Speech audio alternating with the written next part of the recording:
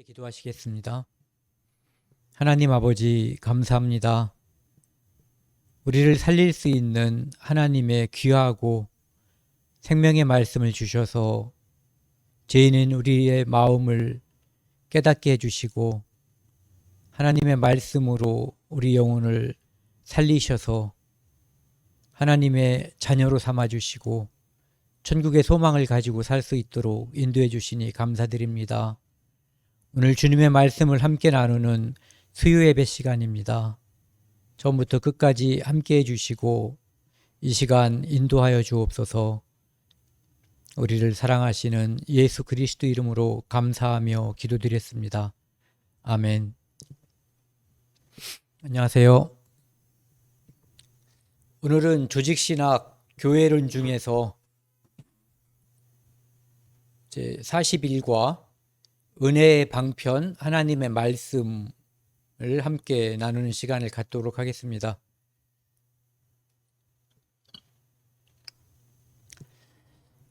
(41과) 은혜의 방편 하나님의 말씀. 그러니까 우리가 하나님께 은혜를 받는데 수단으로 쓰이는 것이 말씀이라는 거거든요. 그러니까 사람들이 은혜를 받았다는 말을 많이 사용하거든요. 그런데 진정한 은혜가 되는 것은 말씀으로 인해서 은혜가 되고 또 이제 그 말씀을 기초로 한 성례, 성찬과 침례, 세례 이것을 통해서도 이제 하나님께서 우리에게 주시고자 하는 은혜를 받을 수 있는 수단이 된다 이런 뜻입니다. 그래서 은혜의 방편이라는 것은 성령께서 사람의 마음에 믿음을 일으키고, 그러니까 사람들이 믿음을 우리가 경험을 했잖아요. 내가 하나님 말씀을 처음 접할 때 저 같은 경우에는 믿기 위해서 접한 게 아니거든요. 그냥 이렇게 알아보고 따져보려고 하다가 믿어졌는데 그 믿어진 믿음이 제 의지는 아니에요. 그런 정말 은혜로운 선물이 있다는 것도 몰랐고, 그리고 그것이 하나님이 계시다고 하는 것을 전에는 제가 부정하거나 의문을 가졌는데 이제는 하나님의 말씀을 통해서 성령께서 내 마음을 변화시켜 줌으로 인해서 믿음을 일으켜 주신 거예요. 그러니까 하나님 말씀을 통해서 성령께서 함께 일할 때 이런 일이 일어난다 이거죠. 그리고 믿음이 생긴 사람에게는 믿음을 강화시킨다. 그러니까 성장시키고 굳건하게 해주시는, 그것도 역시 은혜의 방편, 말씀이라는 거죠. 그리고 성령께서는 은혜의 방편, 즉 하나님의 말씀을 통해서 초자연적인 은혜를 주심. 우리가 바로 다 이 말씀을 통해서 초자연적인 은혜, 이거를 경험한 사람들이거든요. 그러니까 알 수 없는 어떤 힘, 아주 강력한, 우리가 거부할 수도 없고 거부해서도 안 되는 그 성령께서 나를 사로잡고 내 마음을 변화시켜주고 하나님의 존재와 그 다음에 하나님께 앞에서 우리가 아담의 죄로 인한 아담의 후손이기 때문에 죄인이 된 것, 그리고 죄인이기 때문에 범죄하며 사는 것, 그래서 하나님의 심판 아래 있다고 하는 것을 알고 믿고 하나님께 은혜를 구했을 때 초자연적으로 성령께서 내게, 예수님께서 십자가에서 하신 일, 그러니까 하나님께서 우리 인간에게 은혜를 베풀기 위해서 독생자를 보내주셔서 우리에게 주신 그 은혜가 믿어지게 해주신 거예요. 그것이 바로 이 말씀을 통해서, 그리고 그 말씀에 성령께서 역사하심으로 일어난 일이라고 하는 거죠. 그래서 그 방편은 하나님의 말씀과 성례, 즉 하나님의 말씀, 이 성경과 성찬과 침례, 성례다 이런 얘기죠.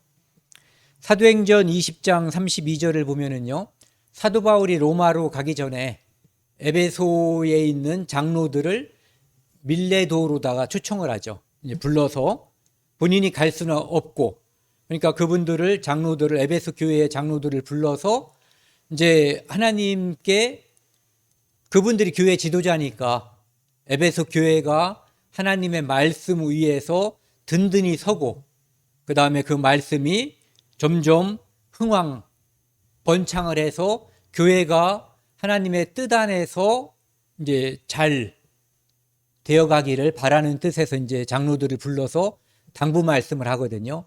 그때 사도 바울은 이제 아는 거예요. 이제 다시는 이 사람들을 만날 수 없다. 그때 이제 사도 바울이 그 장로들에게 하는 말이거든요. 지금 내가 여러분을 주와 및 그 은혜의 말씀에 부탁하노니 이때는 아직 성경이 완성된 때가 아니잖아요. 그렇기 때문에 지금 우리 시대보다 하나님께서 성령을 통해서 역사하는 그런 일들이 많았던 거예요. 그래서 주와 및 그 은혜의 말씀을 부탁하노니. 근데 이렇게 주와 및 은혜의 말씀에 부탁한다고 해놓고 그 말씀이 여러분을 든든히 세우사. 그러니까 결국은 말씀이 성도를 또는 교회를 든든히 세우는 하나님께서 주시는 은혜의 방편이라고 하는 것을 이야기하고 있는 거예요. 거룩하게 하심을 입은 모든 자가, 즉 교회의 모든 구성원이 그 모든 자 가운데 기업이 있게 하려 하심이라. 그래서 말씀을 통해서 교회와 성도 개인을 든든히 세워서 그 교회와 성도가 하나님께 상을 받기 위해서 이제 역사하신다 이런 얘기죠. 물론 여기도 성령께서 함께 하실 때 그 일이 일어나는 거예요. 그리고 이제 좀 전에 빠뜨렸는데 말씀과 성례가 이제 둘 다 은혜의 방편이라고 했는데 이 중에서 만약에 경중을 고르라면 말씀이 당연한 거죠. 그 다음에요. 이 데살로니가 전서 2장 13절 말씀을 보면은 이러므로 우리가 하나님께 끊임없이 감사함은 너희가 우리에게 들은 바 하나님의 말씀을 받을 때에 하나님의 말씀을 사도 바울이 데살로니가 지역에 있는 사람들에게 전했는데 그때 사람의 말로 받지 아니하고 하나님의 말씀으로 받음이니. 그러니까 하나님한테 감사하는 이유가 이것을 사도 바울이라고 하는 한 사람이 말하는 것이다. 그렇게 받는 것이 아니라 지금 사도 바울의 입을 통해서 나오는 그 말씀은 하나님께서 아직 불신자인 그들에게 또는 신자인 그들에게 다시 더 은혜를 더 주기 위해서 하나님께서 말씀하시는 거다라고 그렇게 받았다는 거죠. 그래서 받음이니 진실로 그러하도다. 이 말씀이 또한 너희 믿는 자 가운데서 역사하느니라. 그래서 하나님께서 주신 그 말씀이 불신자를 성도되게 하고 이 성도를 또 성장시키고 믿음이 굳건하게 하는, 그렇게 함으로써 교회가 든든히 설 수 있게 하는 그 원인, 수단이 바로 하나님의 말씀이라는 거죠.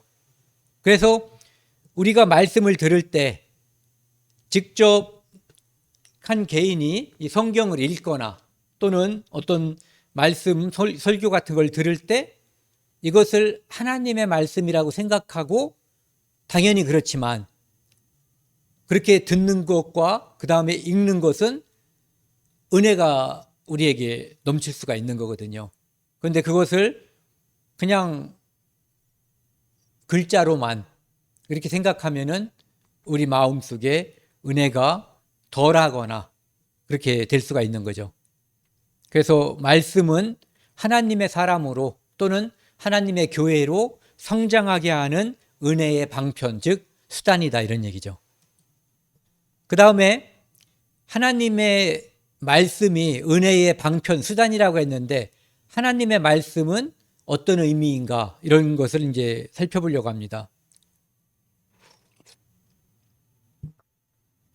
은혜의 수단 또는 방편이라고 할 때 이 말씀은, 그러니까 성경 말씀은 하나님의 영감으로 된, 그러니까 하나님께서 직접 개입해서 이 말씀을 인간에게 주신 거예요. 그렇기 때문에 우리가 이 성경을 오류가 없는 하나님의 말씀으로 받아들이는 거거든요. 인간의 손에 의해서 어떤 필기구에 의해서 쓰여졌지만 거기에 하나님께서 전적으로 역사해 주셨기 때문에 이것을 하나님의 영감으로 된 말씀으로 신구약 모두 다 이제 하나님의 말씀으로 보는 거죠. 그래서 이 방편으로 할 때 이 말씀은 신구약 성경, 이게 이제 첫 번째고요. 그 다음에 두 번째는 신구약 성경을 바탕으로 복음 전도와 설교를 포함한다 이렇게 되어 있거든요. 말씀에는. 그러니까 우리도 그런 용어를 쓸 수 있어요. 오늘 내가 말씀을 읽었다.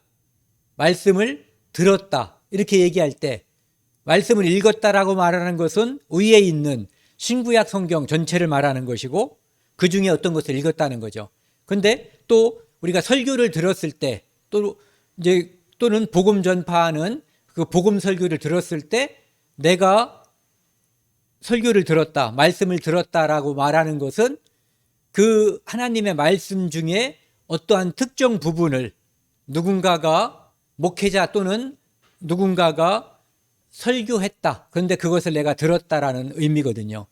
그런데 이것이 둘 다 말씀으로 되어 있지만 첫 번째에 있는 신구약 전체는 분명한 하나님의 말씀이에요.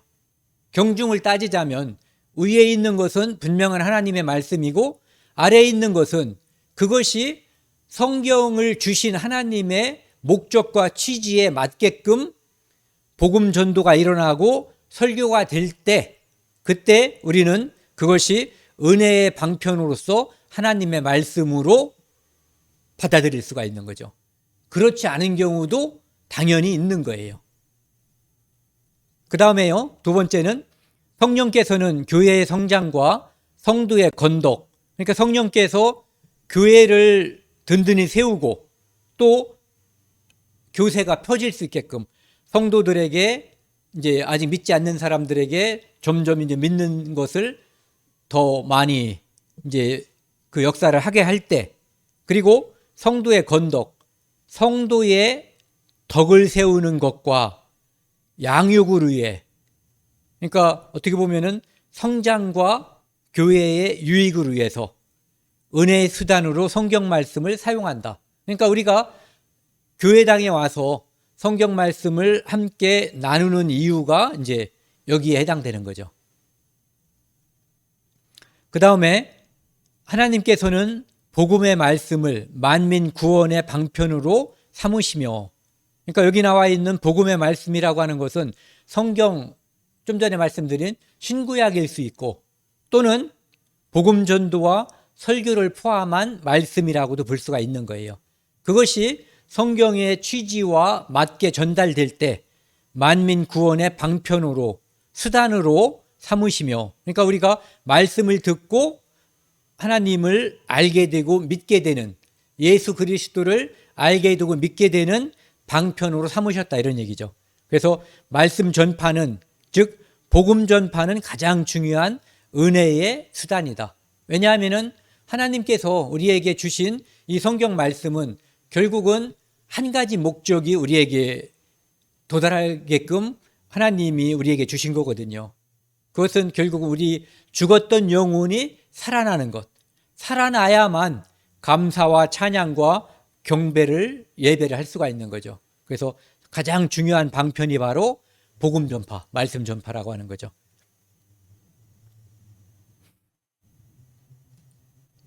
그 다음에요, 시편 19편 7, 8절 보면은 여호와의 율법을 잘 기억해 두세요. 완전하여 영혼을 소성시키며, 여기 표현은 율법으로 되어 있지만 말씀이라는 거거든요. 하나님의 말씀은, 여호와의 말씀은 완전하여 흠이 없어서 죽었던 영혼을 다시 살리시고, 또 여호와의 증거는, 여기서 증거라고 한 것도 역시 말씀이라고 보면 되죠. 그래서 여호와의 말씀은 확실하여, 우리가 사람들이 말하는 것은 능력이 없고 또 이런 말을 하는지 저런 말을 하는지 구분이 안 되는 그런 말들이 많이 있거든요. 그런데 우리를 살리시고 우둔한 자를 지혜롭게 하는 하나님의 말씀은 확실하다는 거죠. 그리고 또 여기서는 율법이라고 했고 여기서는 증거라는 표현을 썼지만 다 말씀이에요. 여호와의 교훈은, 여호와의 말씀은 정직하여 마음을 기쁘게 하고, 그 다음에 여호와의 계명, 여호와의 말씀은 순결하여 눈을 밝게 하시도다. 그러니까 하나님의 말씀을 순결한 상태에서의 그 말씀이 성도에게 들어오면, 첫 번째는 믿지 않는 사람에게는 눈을 뜨게 할 수 있는, 그리고 믿는 사람들에게는 더욱더 지혜가 넘치는 사람, 성도로서 해주는 것이 바로 하나님의 말씀이고, 이 말씀을 하나님께서는 우리에게, 우리가 은혜를 받는, 여기 나와 있는 영혼이 소송시키는 것, 소송되는 것, 이게 은혜죠. 그 다음에 우둔한 자가 지혜롭게 되는 것도 은혜고, 그 다음에 우리 마음이 하나님을 만남으로 인해서 또는 하나님께서 역사하심으로 인해서 마음이 기쁘게 되는 것도 은혜고, 그 다음에 우리 눈이 밝게 되는 것, 지혜가 넘치게 되는 것, 이런 것도 다 하나님의 은혜인데 그것이 말씀을 통해서 우리에게 주어지는 은혜라는 거죠. 그 다음에 여호수아 3장 9절 말씀은 이제 여호수아가 이스라엘 민족에게 이제 가나안 땅에 들어가기 직전에, 그러니까 요단강을 건너기 전에 얘기하는 거거든요. 여호수아가 이스라엘 자손에게 이르되 이리 와서 너희의 하나님 여호와의 말씀을 들으라. 그러니까 이 여호와의 말씀이라고 하는 것은 생명의 말씀, 이 이스라엘을 인도하는 말씀, 이스라엘의 주인이 되신 말씀, 왕으로서의 말씀, 이것을 들으라는 거예요. 들으면, 듣는다고 하는 것은 귀로 듣는 것을 포함해서 이 말씀을 순종하는 것까지 포함되는 거거든요. 그래서 듣는다는 말에 청종이란 말을 같이 쓰잖아요. 듣고 따르는 거. 그렇게 되면은 축복, 생명이 임하는 거고, 만약에 듣고 그것을 이렇게 배척하고 거절해버리면 이제 저주가 임하는 거죠. 그래서 신명기 28장에 보면은 1절부터 14절까지는 하나님께서 하나님의 말씀을 순종했을 때 임할 수많은 이제 축복을 이야기하고 있고, 하나님은 이스라엘 민족이 가나안에 들어감으로써 바로 여호수아 때 함께 이렇게 이스라엘 민족을 다스리던 장로들이, 족장들이 죽고 나면은 이 사람들이 어떻게 우상 숭배하고 하나님을 멀리 떠나고 타락할 것인가를 다 알잖아요. 미리 아시는 거죠. 그렇기 때문에 1절에서 15절까지는, 14절까지는 축복에 대해서 14절 말씀을 하시는 거예요. 그 다음에 15절부터 68절까지 44절을 하나님의 말씀을 듣지 않고 순종하지 않았을 때 받을 저주에 대해서 쭉 나열하죠. 그러니까 거의 15하고 44니까 거의 3배 가까이 저주에 대해서 이야기해요. 저주를 주고 싶어서가 아니라 절대 저주받지 말고 순종함으로써 축복을 받으라 하는 그런 뜻으로 이제 말씀을 하시는 거죠. 그래서 생명의 말씀을 순종하라. 그러면은 하나님께서 이 말씀에 따른 은혜가, 즉 축복이 임한다. 이것을 이제 여호수아가 이스라엘 민족에게 이야기하고 싶었던 거죠. 그 다음에 디모데후서 3장 16절, 17절 말씀을 보면은요, 디모데에게 이제 바울이 이제 기록한 건데, 또 어려서부터 디모데가 내가 성경을 알았나니 이 성경, 하나님의 말씀은 능히 너로 하여금 그리스도 예수 안에 있는 믿음으로 말미암아 구원에 이르는 지혜가 있게 하느니라. 즉 하나님께서 우리에게 은혜를 주시는 것 중에서 으뜸이 바로 우리가 구원에 이르는 지혜를 받는 거거든요. 그러니까 말씀을 통해서 하나님의 가장 값진 은혜인 영생, 구원을 받게 된다. 그런데 그게 무엇을 통해서냐면은 말씀, 즉 하나님의 성경을 통해서다는 거죠. 그래서 모든 성경은 하나님의 감동으로 된 것으로 교훈과 책망과 바르게 함과 의로 교육하기에 유익하니, 즉 하나님의 말씀은 성도로 하여금 교훈을 받아서 잘못을 바로잡고 또는 의로 교육하는데 유익함다, 이런 얘기예요. 그러니 즉 성도들에게 이러한 은혜를 끼치는 수단으로 이 말씀이 주어졌다, 이런 얘기죠. 그래서 이는 하나님의 사람으로, 17절 같이 읽겠습니다. 이는 하나님의 사람으로 온전하게 하며 모든 선한 일을 행할 능력을 갖추게 하려 함이라. 즉 성경 말씀을 통해서 거듭난 그리스도인 하나님의 사람이 온전하게 되며, 우리가 도덕교육을 받는다고 감동받을 때 있죠. 또는 어떤 좋은 강연을 들으면 감동받을 수 있어요.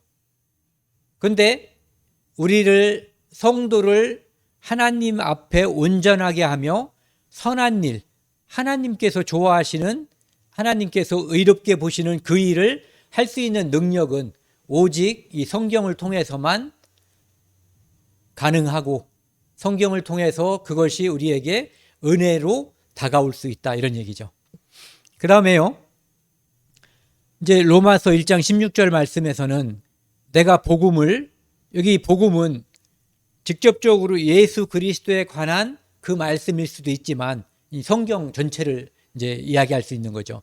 내가 성경을 부끄러워 안 해야 하노니 이 복음은 모든 믿는 자에게 구원을 주시는 하나님의 능력이 됨이라.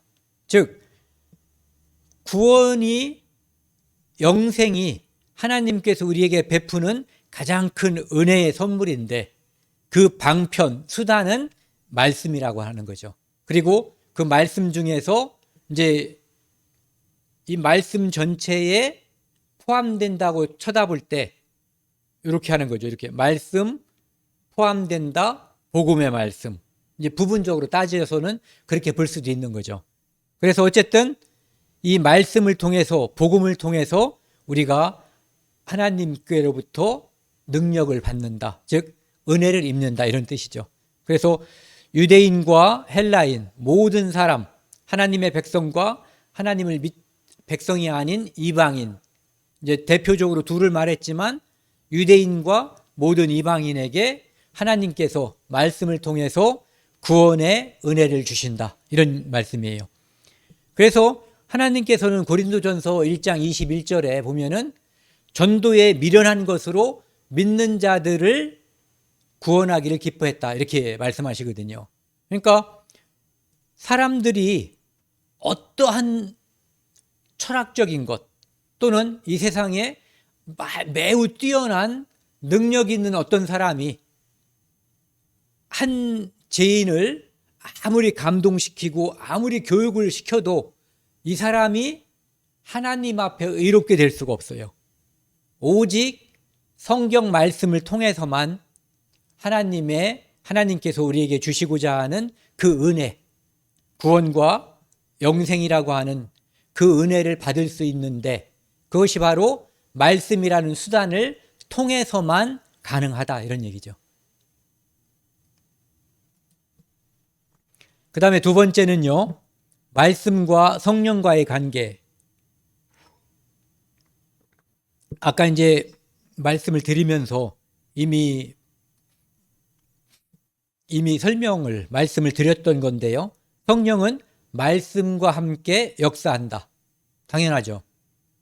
우리가 말씀을 보거나 듣거나 할 때, 또는 말씀을 생각할 때 성령께서 말씀을 통해서 우리에게 역사하는 거예요.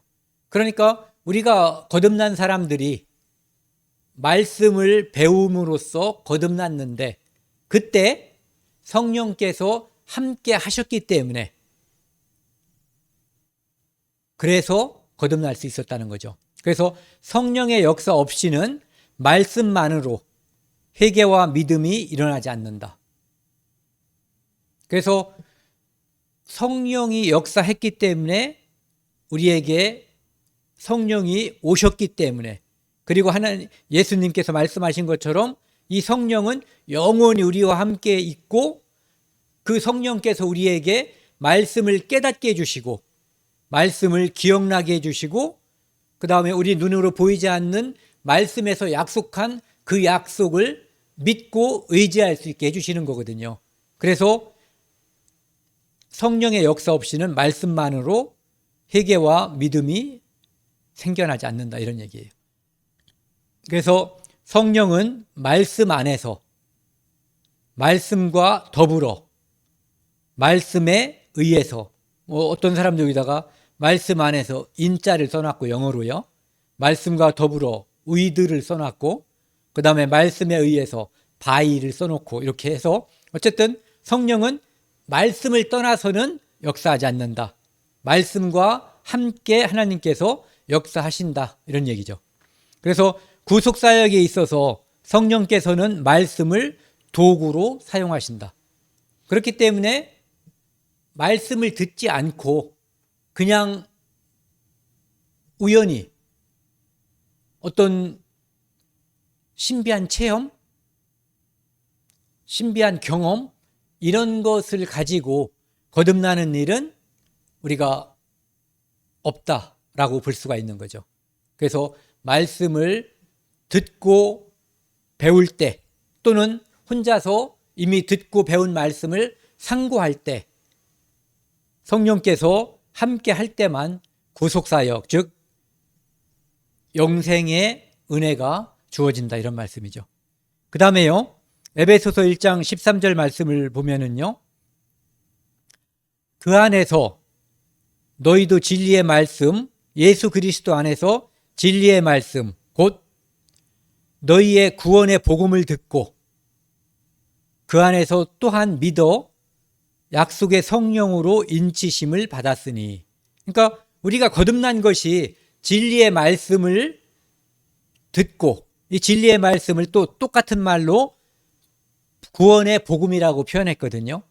이것을 듣고 그 안에서 또한 믿어 약속의 성령으로 인치심을 받았느니라. 그러니까 말씀을 통해서 우리가 구원을 받았는데, 그때 약속의 성령, 하나님께서 우리에게 보내주시겠다고 한, 예수님께서 보내주시겠다고 약속하신 그 성령이 말씀과 함께 역사함으로써 우리가 의인이라고 하는 칭의, 또는 우리가 하나님의 자녀라고 하는 도장을 꽝 찍어놨다, 이런 얘기예요. 그러니까 성령이 우리와 영원히 함께하고 그 도장을 찍으신 분이 성령이시기 때문에 우리가 받은 그 구원, 영생은 변할 수 없고 그 다음에 잃을 수 없다, 이런 얘기죠. 하나님께서 약속해 주셨기 때문에 이 구원이 영원한 거예요. 영원하신 하나님께서, 또는 신실하신 하나님께서 약속해 주셨기 때문에 어떠한 인간의 의지와 노력에 의해서, 공로에 의해서 유지가 되는 것이 아니라 오직 하나님의 약속의 말씀, 그 하나님은, 약속하신 하나님은 신실하신 분, 즉 절대로 거짓말하지 않는 분, 약속하신 그 말씀을 영원히 그대로 지키시는 분, 그 약속의 말씀 때문에 우리가 믿어지는 거고 앞으로도 계속 믿음을 유지할 수가 있는 거죠.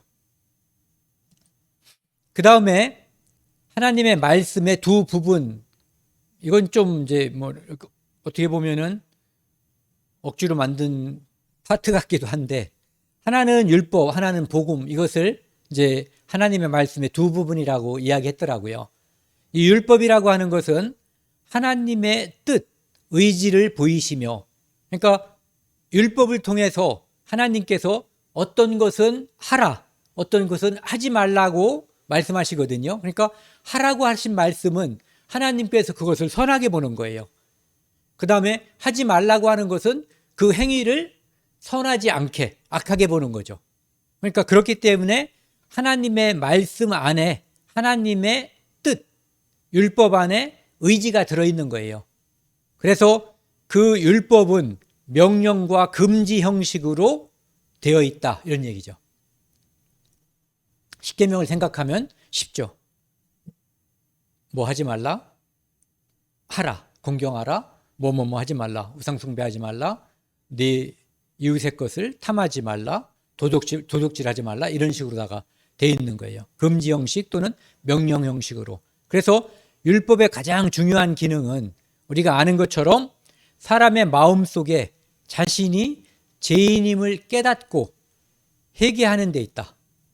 죄인임을 깨닫고 거기서 끝나면은 믿음으로 나아갈 수가 없는 거거든요. 그 대표적인 인물이 안타깝게 유다죠. 예수님을 판 유다가 자기가 나쁜 놈인 걸 알았어요. 죄인임을 깨달았죠. 그런데 회개하고 조금만 기다렸으면 예수 그리스도의 십자가의 보혈이, 자기는 비록 예수님을 십자가에 달리게끔 팔아먹었지만, 예수님을 죽음으로 내몰았지만 그 죽음과 그 피가 그렇게 예수를 팔아먹은 자기의 죄까지 구원하는 하나님의 은혜였다라고 하는 것을 알기 전에 죄인인 것만 깨닫고 자살해버린 거죠. 그래서 은혜로 들어가질 못한 거예요. 그래서 율법의 중요한 기능은 죄인임을 깨닫고 회개하는데, 죄인임을 깨달으면 심판이 있음을 알게 되거든요. 그리고 심판이 내 거라고 하는 것을 알게 되는 거죠.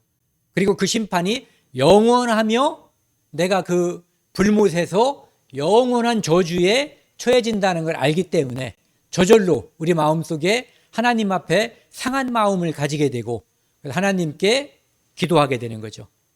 내가 지금까지 하나님을 외면하거나 하나님을 대항하거나 하나님을 모르고 살았는데 이제 하나님을 알게 됐고, 그리고 하나님의 말씀, 그 중에서도 율법을 통해서 죄인임을 깨달았기 때문에 하나님 앞에 내게 은혜를 달라고 기도하게 되는 거죠. 그리고 지금까지 살았던 모든 삶에서 돌이켜서 하나님께 돌아가는 그 일이 일어나게 되는 거죠. 그래서 죄인임을 깨닫는데 그치면 유다처럼 된다, 이런 얘기죠. 그래서 로마서 3장 19절 20절 말씀을 보면은요, 우리가 알거니와 무릇 율법이 말하는 바는, 아까는 이제 하나님의 율법은 거기서 말씀이라고 했는데 여기서 말하는 율법은 뭐 그 모든 것을 포함할 수 있지만 그 중에서 위에 있는 것처럼 금지와 명령 형식을 띤 어떤 말씀들, 이런 거라고 이제 봐도 되죠. 그래서 말하는 바는 율법 아래에 있는 자들에게 율법을 지킴으로써 내가 하나님께 인정받으려고 하는 마음을 가진 사람들, 율법주의자, 모든 구약을 믿는 이스라엘 사람들은 어떻게 보면은 율법주의자였잖아요. 바리새인들은 예수님 당시에도 율법주의자였고, 그래서 그들에게 말하는 것이니 이는 모든 입을 막고, 그들은 율법을 다 지킨다라고 자기 스스로 생각하고 있었지만 실제로 율법을 다 지킬 수 있는 사람은 아무도 없는 거죠. 그래서 유구무원, 입을 닫는 거예요. 말할 수 없는 거죠. 입이 있지만. 그래서 모든 입을 막고 의인은 없나니 하나도 없으며, 그러니까 율법 앞에 자기 양심을 또는 십계명을 딱 비추면 모든 사람이 그 앞에서 죄인임을 드러내는 거죠. 그러니까 모든 입을 막는 거예요. 온 세상으로 모든 사람으로 하나님의 심판 아래 있게 하려 함이라.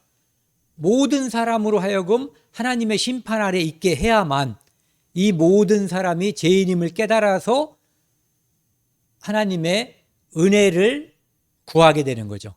그러니까 그들을 심판 아래 두신 이유는 은혜를 베풀기 위한 거죠. 그러므로 율법의 행위로 율법을 지켜서 그의 앞에, 하나님 앞에 의롭다 하심을 얻을 육체가 없나니, 어떠한 사람도 율법 학자가 됐든 뭐 바리새인이 됐든 대제사장이 됐든 어떤 누구도 율법을 다 지켜서 완전한 사람으로서 하나님 앞에 설 수가 없다는 얘기죠. 그래서 율법으로는 죄를 깨달음이니라. 십계명만 국한시켜도 십계명을 쭉 듣다 보면은 늘 항상 이 전제하에 십계명을 우리가 이해해야지 되는 거거든요. 그러니까 부모를 공경하라. 자식은 부모를 다 공경하고 싶고 공경도 해요. 다만 늘 항상 이게 안 되는 거죠. 하나님에 대한 말씀도 마찬가지고요. 한 번 지키는 게 아니라 반복해서 여러 번 지킬 수도 있지만 늘 항상 지킬 수 없기 때문에 율법 앞에서 우리는 죄인임이 드러나게 되는 거예요. 그때 우리는 하나님께 은혜를 구하는 거죠. 그 다음에요, 하나님의 말씀의 두 부분 중에서 율법 다음에 이제 복음 두 번째거든요. 복음은 죄인인 사람을 불쌍히 여겨서 구속하시는 하나님의 일방적인 사랑의 말씀이다. 그러니까 여기 보면은 죄인, 예수님께서 이 땅에 오셔서 내가 의인을 부르러 온 것이 아니라 죄인을 부르러 왔노라, 또는 죄인을 불러 회개시키러 왔다라고 말씀하시거든요.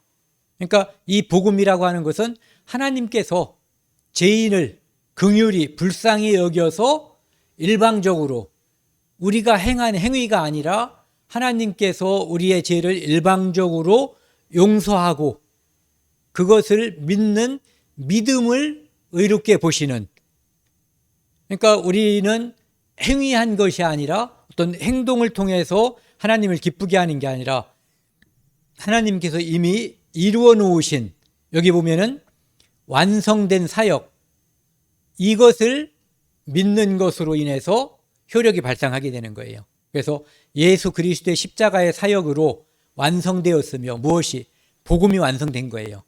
그리고 이를 믿음으로 예수 그리스도의 십자가의 피가 내 죄를 온전히 영원히 용서했다라고 하는 것을 마음속에 의심 없이 믿어질 때 그 효력이 발생하는 거예요. 어떤 효력? 복음의 효력, 은혜의 효력이 발생하는 거예요.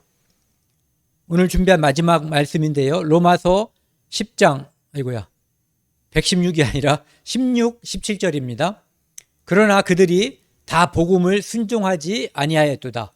이사야가 이르되 주여 우리가 전한 것을 누가 믿었나이까. 이사야를 통해서 하나님께서는 이 땅에 하나님의 독생자 예수 그리스도가 오셨을 때, 이 땅에 성육신 하셨을 때 이스라엘 사람들이 예수 그리스도의 말씀, 복음의 말씀에 순종하지 않을 것, 그리고 그들이 하나님 말씀을 통해서 은혜 받지 못할 것을 미리 말씀해 놓은 거거든요. 예언이죠. 이 예언 때문에 이스라엘이 믿지 못한 게 아니라 이스라엘이 예수 그리스도를 배척하고 믿지 않을 것을 아시고 기록한 말씀이 예언인 거죠. 누가 믿었나이까? 즉 이스라엘 사람들이 예수 그리스도를 떠다 밀 것, 믿지 않고 죽음에 이르게 할 것, 그것을 미리 이제 내다보고 말씀하신 거예요. 그러므로 믿음은 들음에서 나며 들음은 그리스도의 말씀, 즉 복음으로 말미암느니라. 그래서 하나님께서 우리에게 주시는 이 은혜는 가장 큰 것이 결국은 믿음 또는 영생, 이름은 여러 가지로 부를 수가 있죠. 믿음이라고 해도 좋고 또는 영생이라고 해도 좋고 구원이라고 해도 좋고 거듭남, 중생, 이 모든 것이 하나님께서 우리에게 주시는 은혜인데 그것은 말씀에 의해서 우리에게 주어진다. 물론 아까 말씀드린 것처럼 그 말씀의 성령의 역사를 통해서 주어지는 거예요. 특별히 이 복음의 말씀이 그렇다, 이런 얘기죠. 그래서 오늘은 하나님께서 사람에게 은혜를 주시는데 그 도구로 하나님께서 수단으로 말씀을 선택하셨다. 즉 말씀을 통해서 우리에게 은혜가 임하는데 성령께서 함께 하실 때 우리 마음속에 회개와 믿음이 생긴다, 이런 얘기죠. 오늘은 여기까지 하고요. 그 다음에 다음 주에는 그 42과 성례에 대해서, 이 성례의 종류가 침례와 이제 성찬이 있는데 전반적인 성례에 대해서 이제 말씀을 나누고 구체적으로 침례, 세례와 그 다음 주에는 성찬에 대해서 함께 나누도록 하겠습니다. 함께 기도하시겠습니다. 하나님 아버지 감사합니다. 오늘은 비도 오고 또 눈도 오는데 하나님 말씀을 사모하여 하나님 말씀 앞에 모이게 해주시니 감사드립니다. 하나님께서 우리에게 말씀을 통해서 은혜를 베푸셨고 복음을 통해서 우리의 모든 죄를 용서하셨습니다. 감사합니다. 우리 가족들, 사랑하는 가족들 중에 아직 복음의 말씀을 믿지 않는 사람들이 많이 있습니다. 주님, 간절히 기도합니다. 그 마음을 열어주시고 루디아의 마음을 열어주셔서 하나님의 복음이 루디아에게 들어가 그리스도인이 된 것처럼 우리 사랑하는 가족들에게도 하나님께서 친히 역사해 주셔서 은혜의 복음의 말씀이 믿어지고 우리가 하나님께 감사를 올리고 하나님께서 기뻐하시는 그 일이 일어날 수 있도록 도와주십시오. 특별히 오늘 이강필 형제님 함께 했습니다. 다음 주에 이제 체코로 떠나서 3달 동안 그곳에서 일을 하고 돌아옵니다. 건강 지켜주시고 가족들이 구원받는데 전혀 지장이 없도록 항상 낙심하지 않고 기도할 수 있도록 인도하여 주옵소서. 이 모든 말씀 우리를 죄악에서 영원히 용서해 주신 예수 그리스도 이름으로 감사하며 기도드렸습니다. 아멘.